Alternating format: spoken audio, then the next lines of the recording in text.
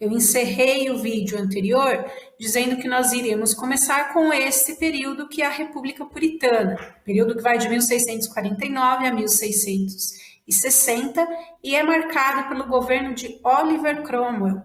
Oliver Cromwell, que foi o líder do exército dos Cabeças Redondas, que derrotou o rei Carlos I na Revolução Puritana.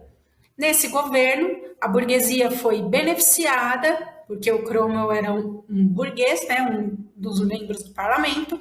A burguesia aumentou sua influência sobre as decisões políticas na Inglaterra e teve vários de seus pedidos atendidos pelo governo do Oliver Cromwell, que era um governante muito habilidoso, que tinha nascido para governar, digamos assim.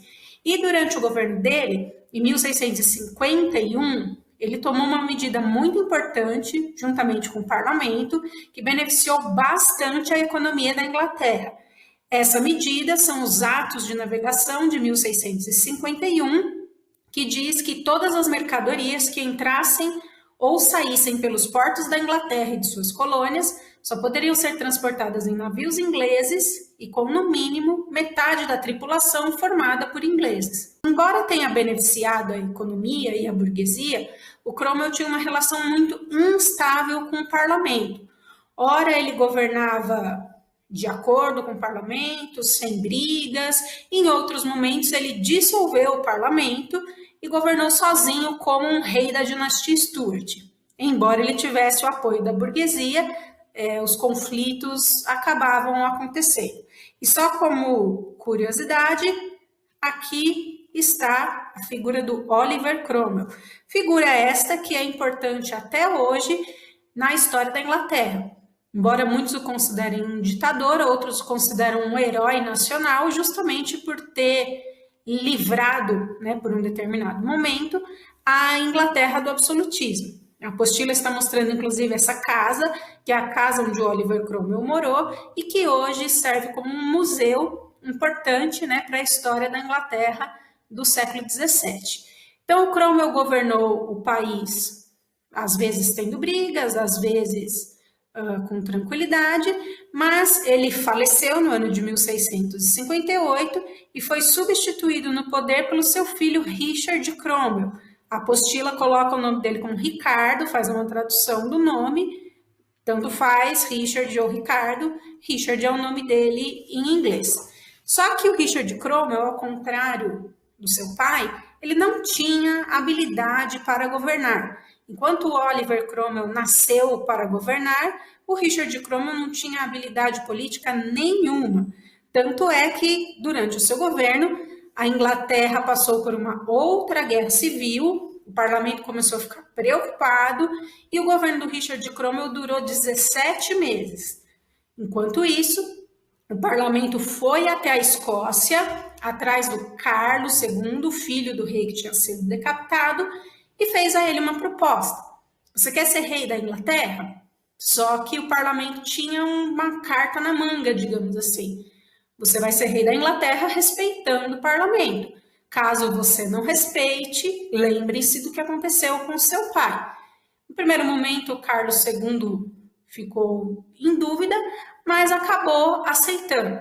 Então, o período da República Puritana termina em 1660, quando Richard Cromwell é tirado do poder e os Stuart voltam, agora com Carlos II, que assumiu o poder prometendo respeitar o parlamento.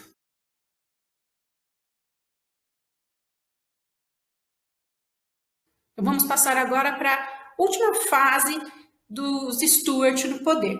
Então, só retomando. Nós passamos por um período de monarquia absolutista com Jaime I, Carlos I, aí aconteceu a Revolução Puritana, o Carlos I foi decapitado, o Oliver Cromwell assumiu o poder, dando início à República Puritana, ele foi substituído pelo seu filho Richard, que não deu certo, e aí em 1660 acabou a República e a Inglaterra volta a ser uma monarquia absolutista. Então agora, monarquia absolutista com Carlos II. Prometeu respeitar o parlamento, porque tinha medo que acontecesse a mesma coisa que aconteceu com o pai, mas quando ele viu que sua cabeça não corria perigo, ele dissolveu o parlamento no ano de 1681 e governou sozinho até sua morte. Só para mostrar para vocês, aqui está o Carlos II. Então, começou bem com o parlamento, mas brigou, dissolveu o parlamento e governou sozinho.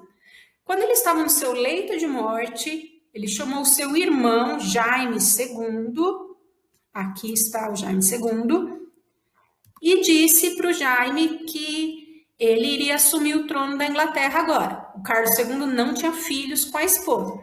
Ele não tinha filhos legítimos, tinham filhos ilegítimos com outras mulheres que não podiam assumir o poder. E aí o Jaime II, então, com a morte do irmão, assume o poder. Diferentemente dos outros reis da dinastia Stuart, o Jaime II era católico, e ele era extremamente católico, e começou a perseguir todos os protestantes da Inglaterra, todos mesmo, todos que não fossem católicos seriam perseguidos. E aí o parlamento começou a ficar preocupado com prisões, com mortes, e estavam com medo de que acabasse a população da Inglaterra com essa perseguição. Só que não estava sendo cogitada uma outra revolução para cortar a cabeça do rei. O parlamento não queria sujar suas mãos de sangue, digamos assim. Aí alguém do parlamento teve uma ideia. A Maria, filha do Jaime II, era casada com um príncipe holandês chamado Guilherme de Orange. Aí o parlamento pensou, vamos fazer o Guilherme de Orange tirar o sogro dele do poder. Membros do parlamento foram até a Holanda e disseram para o Guilherme de Orange que se ele quisesse assumir o trono da Inglaterra, ele montaria um exército, invadiria a Inglaterra, o parlamento daria todo o apoio para ele, para que ele depusesse o seu sogro. E o Guilherme de Orange aceitou. Mesmo porque para ele ser rei da Holanda, ele ia ter que esperar o pai dele morrer, então ele achou uma forma mais rápida de se tornar rei. Ele montou um exército, o parlamento só pediu para que ele avisasse quando ele ia chegar, e alguém, nesse meio tempo, avisou o Jaime II do que estava acontecendo. O Guilherme de Orange foi lá, todo animado, montou seu exército. Quando ele chegou na Inglaterra, em 1688, para depor o sogro, ele invade a Inglaterra e fala, agora eu vou ser o rei. O sogro dele tinha fugido para a França. O Jaime II era muito amigo do Luís XIV, o Rei Sol. E aí o Luís XIV resolveu abrigar o seu amigo. Como essa revolução aconteceu sem derramar nenhuma gota de sangue, porque o Guilherme de Orange foi e o sogro já tinha fugido, esse momento é chamado de Revolução Gloriosa. Então, a Revolução Gloriosa tem esse nome porque ela aconteceu sem derramar uma única gota de sangue. Só que essa revolução é extremamente importante para a história da Inglaterra, porque agora o Guilherme vai cobrar. Aliás, aqui está o Guilherme de Orange. Ele disse para o parlamento, eu vim para a Inglaterra, eu fiz o que vocês queriam, eu não tenho culpa que meu sogro fugiu, agora eu quero ser coroado rei. Só que o parlamento já tinha uma carta na manga, e essa carta na manga é um documento mais importante da história da Inglaterra, que é chamada Bill of Rights, a Declaração de Direitos. Cuidado para não confundir com a Petição de Direitos que nós falamos lá num vídeo anterior.